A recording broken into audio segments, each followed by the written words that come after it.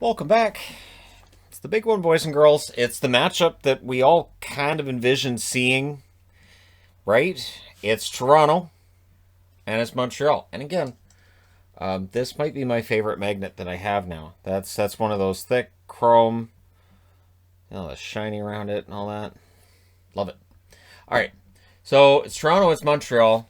I'm taking Toronto, but we're gonna go through this and how Montreal can absolutely get an upset win over here over the Leafs, and that'll be noteworthy if that were to take place, wouldn't it? Marner has led the Leafs in scoring, 55 games, 20 goals, 47 assists, 67 points. Over an 82 game season, he would have threatened 100 points. Austin Matthews, 52 games played, 41 goals, 25 assists, 66 points. I don't think it can be overstated how important it is for Montreal to shut Matthews down. And that may very well be the game plan is, all right, how are we going to drive Matthews nuts? How are we going to shut him down? Because while the Leafs have a lot of depth, and they do, and their depth is underrated, if you shut Matthews down, you're still shutting down a lot of their goal scoring because he's that good. Tavares, 56 games, 19 goals, 31 assists, 50 points. He's been playing better lately. He's had some downswings this year, but the overall picture is still pretty good for him.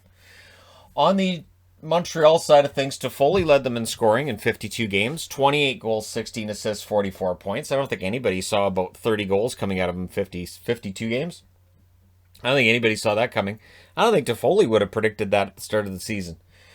Petrie, 55 games, 12 goals, 30 assists, 42 points. Fantastic season for him. And Nick Suzuki, 56 games played, 15 goals, 26 assists, 41 points. And yet, not even on the board is Cole Caulfield. Cole Caulfield may very well end up being boom or bust for Montreal in this series. If early on Toronto's able to handle him and physically intimidate or dominate him through Wayne Simmons, means Simmons isn't on the board either. And, you may see Caulfield maybe playing a bit less. It's different when it's playoff hockey. But it's going to be fascinating to see how this turns out. Goal scored, 186 for Toronto, 148 against. Special teams have been a problem for Toronto recently.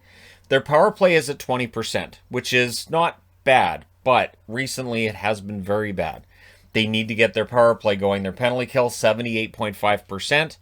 That just doesn't get it done. On the Montreal side, however, they've scored 158 goals. They've allowed 165. Their power play, 19.2%, which is below Toronto's overall. And their penalty kill, 78.5%, same level as Toronto's. So special teams, both teams kind of middling there. Whichever team gets that special teams going in their favor could very well be the team that wins the the series. Toronto's won the division. That's already over. But yeah, so the other interesting part of this is the goaltending. So in the case of Freddie Anderson, returning from injury recently, likely the backup. In the case of Carey Price, should be good to go for the playoffs, but they may end up having Jake Allen in when Game 1 starts. We aren't 100% sure yet. With Carey Price, you never really know. But when you look at the numbers, Jack Campbell had a great year. 17-3-2, 921 save percentage, 2.15 goals against. And I understand people are going to look at him and say, well, he's been a backup before now, and it's probably not a big deal. But there are goaltenders that get better as they get older, and he was very good his last couple of years in LA as well. He's been very good since arriving in Toronto. He's just finally getting a chance to show he can be a starter. Freddie Anderson, his numbers are a little less overwhelming. 13-8-3 is his overall record this year. 895 save percentage, 2.96 goals against. Anderson's the backup. And the interesting part is that if Campbell has a really rough night, I don't think they'll hesitate to go to Anderson. They have some options, though. Hutchinson this year went 4-2-1 with a 919 save percentage and a 2.42 goals against. The team just doesn't have any real faith in him, so they went out and got David Riddick at the trade deadline. He went 1-1-1 with an 888 save percentage, 2.72 goals against. And it's been a rough ride for David Riddick. I would expect him to find a new home next season. We'll see where he ends up. But there are 4 fascinating options in net for Toronto. Some of them are good options. Some of them may not be great options, but they're there. On the Montreal side, Carey Price, 12-7-5 with a 901 save percentage, 2.64 goals against. if Price is in and if he's the goaltending at his level of goaltending that he was last year for the play-in round against Pittsburgh, that could be a huge problem for Toronto.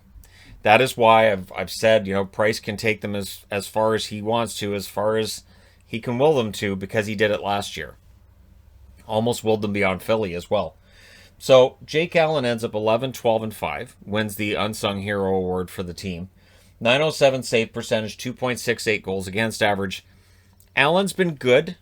I wouldn't put him at the level of great. I don't put him at a level where I say, he can steal a series.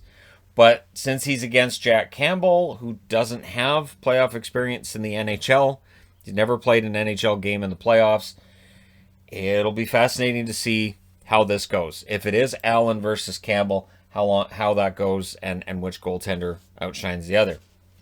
And then Caden Primo played a few games for Montreal this year, ends up 1-2-1 with an 849 save percentage, 4.16 goals against average. No need to panic. It just means he's not ready for prime time yet. Wild cards. On the Toronto side, Zach Hyman, who, returning to the lineup, should be good to go. Everything's going to be great, this kind of thing. Hyman could be a huge wild card for the Toronto Maple Leafs, as in if he's coming back and other guys slide down in the lineup and they're able to keep producing the way that Toronto's had them producing lately, this could be a team that goes on a nice long run. And Foligno. They didn't bring Foligno over for his scoring prowess and his regular season magic. This is what Foligno's brought over for, is for that other aspect of the game that Simmons brings as well, that they definitely are going to need in the playoffs. So yeah, we'll see how that turns out, and if Foligno can raise his game to that next level. And Mikheyev. To me, Mikheyev is... He had a goal and an assist last night. When Ilya Mikheyev is going, it's a lot of fun to watch, and he could be a huge factor in this series. And Alex Galchenyuk. When they picked up Galchenyuk, of course, it was kind of off the scrap heap, right? And he's been good. He's been good. I think Galchenyuk's been a better fit in Toronto than he was in any of the locations he's been in over the last 3 seasons. I think it's worked out pretty well. And so it'll be interesting to see how it works out in the playoffs with Galchenyuk. But watch out for Spezza.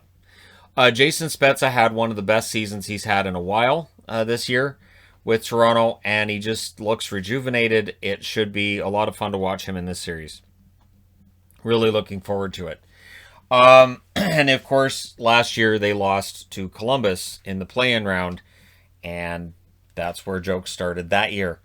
I'm really, and I mean this honestly, I'm kind of hoping that Toronto does win this series and that they do come out of the division on a level that it'd be nice to see some of that stigma gone from the team, because I don't know how much of it is fair.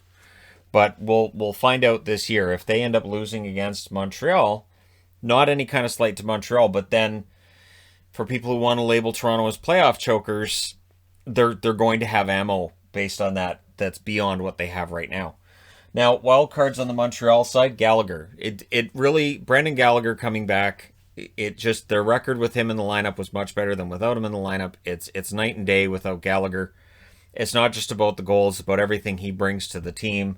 I don't have Weber on the board, but anything Weber does for them as well could be a huge help. Corey Perry, he was instrumental in getting Dallas to the Stanley Cup final last year. Corey Perry is a playoff performer. He's an agitator. He'll pot a few goals. He can make the whole thing about himself, which is great, because if you're focusing on him, you're probably missing out on what Suzuki and Toffoli are doing, and it's probably going to end up in the back of your net. So Corey Perry will likely be at his agitating best, and it should be interesting to see how the veterans on both of these teams fare against one another, right?